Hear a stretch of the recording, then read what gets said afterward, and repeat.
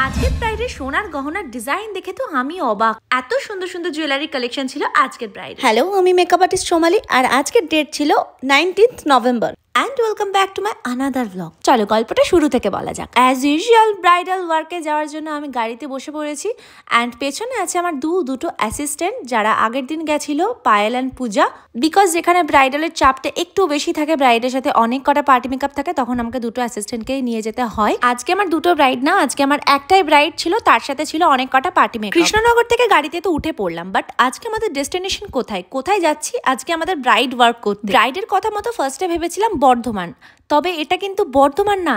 এই লোকেশনটার নাম হচ্ছে, মানে আমরা যেখানে আজকে যাচ্ছি সেই লোকেশনটার নাম হচ্ছে বিরামপুর। আচ্ছা, তোমরা যদি কেউ জায়গাটা চিনে থাকো তাহলে অবশ্যই কমেন্টে জানিও।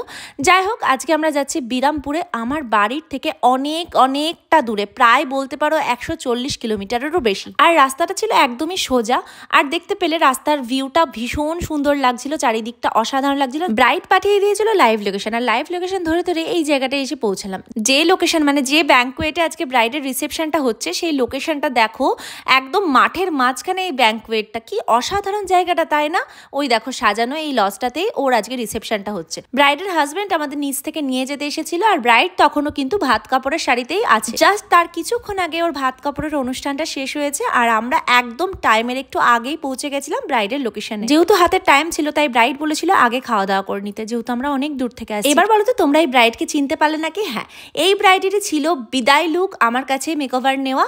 আর এই হচ্ছে আজকের রিসেপশন ব্রাইড, মিষ্টি ব্রাইড, খুবই ভালো ব্রাইড, শ্রেয়সী। বাট ওর ব্যাপারে যতটাই বলি না কেন, কমই বলা হবে। তার সাথে ছিল শ্বশুরবাড়ির লোকজনও ভীষণ ভালো। আচ্ছা, তার আগে শুনে না ও কেমন লুক চাইছে আজকের জন্য। শ্রেয়সী কিরকম লুক চাইছো রিসেপশনের জন্য? আমি একটু সাবেকি টাইপের লুক চাই, আর বাকিটা তো আমার কোনো ব্যাপার না। প্রথমেই বললাম না, আজকের ব্রাইড ছিল ভীষণই ভালো, মানে যতটা বলা হবে ওর ব্যাপারে কমই বলা হবে। আর সব থেকে বড় ব্যাপার, সেদিনকে ও বলছিল তুমি বিয়েতে আমাকে সাজাতে পারলে খুব ভালো লাগতো আমার, তাহলে 3টে লুকই তোমার হাতে কমপ্লিট হতো। আমি বললাম কি করা যাবে বলো, আমার তো তোমার বিয়ের দিনকে দুটো ব্রাইড ছিল, দুটো ব্রাইডের লোকেশনই ছিল কলকাতা। তো আশানগরে আমার কোনোভাবেই সেই দিনকে ব্রাইডাল নেওয়া পসিবল ছিল না। ওর বিদায়ের দিনটা আমি ফ্রি ছিলাম, কিন্তু ওর রিসেপশনটা নিয়েও আমি ভয়ে ছিলাম, কারণ রিসেপশনেও ছিল আমার একটা রিসেপশন, বাট সেই ডেটটা ছিল একটু আগে আর পরে, মানে একদিন আগে। তো সেই জন্য শ্রেয়সীর রিসেপশনটা আমি করছি। আর এই হচ্ছে শ্রেয়সীর রিসেপশনের লুক কমপ্লিট হওয়ার টাইমে। ও আজকে ওর রিসেপশনে পরেছিল রয়্যাল ব্লু কালারের একটা বেনারসি, যেটা আমাকে আগে থেকেই দেখিয়েছিল। এমনকি প্রত্যেকটা বিয়ে বা রিসেপশনের যে কটা জিনিস ও কিনেছে সমস্তটাই আমাকে দেখিয়ে। ওর বিয়ের বুকিং কিন্তু আমার ছিল না, তবুও আমাকে ও সাজেশন নিয়েছিল, বলেছিল তোমার থেকে সাজেশন পেলে আমার ভালো হয়, সুবিধা হয়। ইভেন ও না, প্রত্যেকটা ব্রাইডের সাথে আমি এতটা কোঅপারেট করি যে সে কি ফেশিয়াল করবে, কি হেয়ার কেয়ার নেবে, কি স্কিন কেয়ার নেবে, আর কি কিনবে বিয়ের জন্য বা রিসেপশনের জন্য। এবং ব্রাইডদের কেনার সময় ভিডিও কল ডিসকাশন করে থাকি। দেখে বলো, নিজেকে দেখে একটু বলো কেমন লাগছে। সুন্দর লাগছে, সুন্দর। ব্রাইডদের যাতে কোনো রকম প্রবলেম না হয়, আমি সব সময় তাদের কল অ্যাটেন্ড করি, সব সময় সমস্তটা শেয়ার করি, সমস্তটা ডিসকাশন করি, তারাও ডিসকাশন করে। ব্রাইডের হেয়ার করতেই আমি চলে এসেছিলাম ব্রাইডের শাশুড়িকে একটু বেসটা রেডি করে দেওয়ার জন্য।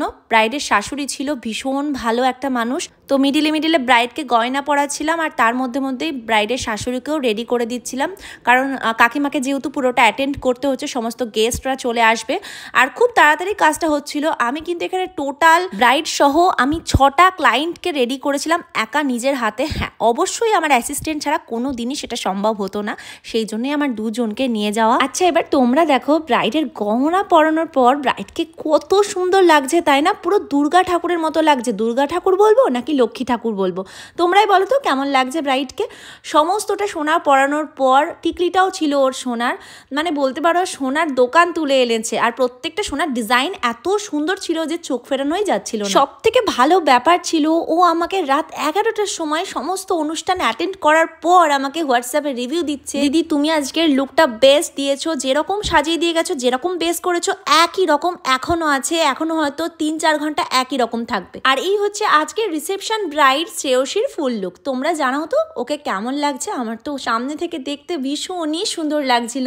আর হ্যাঁ, মাথার ফুলগুলো আমি কৃষ্ণনগর থেকে নিয়েছিলাম, ও আমাকে আনতে দিয়েছিল, যেহেতু ওর কেনার একটু প্রবলেম ছিল, সেহেতু আমি পছন্দ করে নিয়ে এসেছিলাম।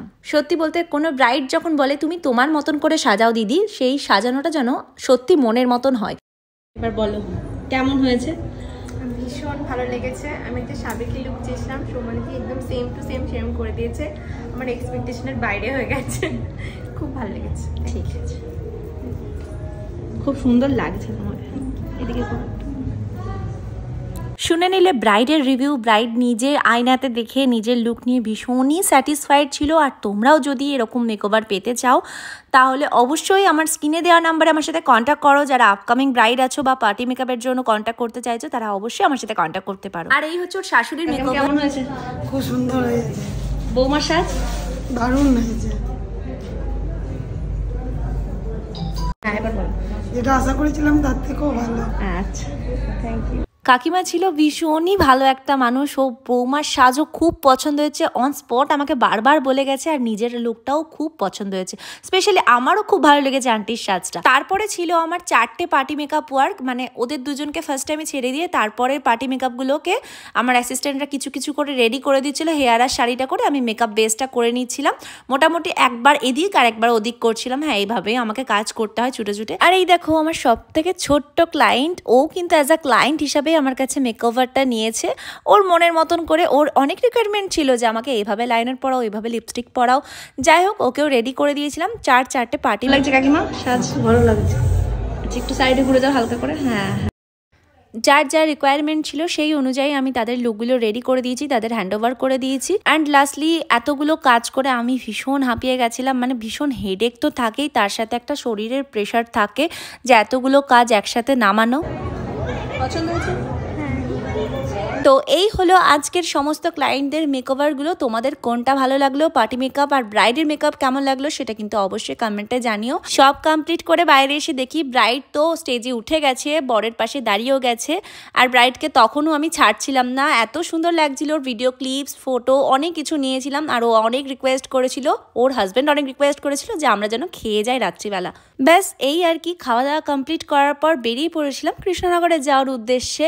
অ্যান্ড রাত্রিবেলা অনেকটাই রাত হয়ে গেছিলো। হ্যাঁ, অ্যাজ ইউজুয়াল আমাদের রাতই হয়, মানে যেহেতু অনেকটা দূরে দূরে কাজ থাকে। আর যেগুলো সেদিনকে হালকা হালকা ঠান্ডাও লাগছিল, আমি সোয়েটার নিয়ে গেছিলাম না, সেই জন্য পায়েল আমাকে একটা চাদর দিয়ে দিয়েছিল, চাদর মুড়িয়ে নিয়েছিলাম। যাই হোক, আজকের ব্লগটা তোমাদের কেমন লাগলো সেটা কিন্তু কমেন্টে অবশ্যই জানিও। আরো অনেক ব্লগ দেখার জন্য আমার চ্যানেলটাকে যারা নতুন আছো সাবস্ক্রাইব করে দাও, একটা লাইক করে দিও। অ্যান্ড এই ভিডিওটা যদি পুরো দেখতে চাও তাহলে আমার ফেসবুক আইডিতে যেতে হবে, সোমালি ব্লগস, সেখানে কিন্তু পুরো ভিডিওটা আপলোড করা থাকবে। তোমরা ব্রাইডাল বুকিং এর জন্য কন্ট্যাক্ট করতে পারো স্ক্রিনে দেওয়া নাম্বারে। চলো আজকের মতন এইটুকুই, দেখা হবে আবার খুব তাড়াতাড়ি অন্য একটা ভিডিওতে। রাত যেহেতু অনেকটাই হয়েছে, ব্রিজের ওপর দিয়ে যাচ্ছিলাম যখন রাস্তাঘাট ছিল একদমই ফাঁকা। তো কথা বলতে বলতে বাড়ি পৌঁছেও গেলাম। সবাই ভালো থেকো, সুস্থ থেকো। চলো টাটা।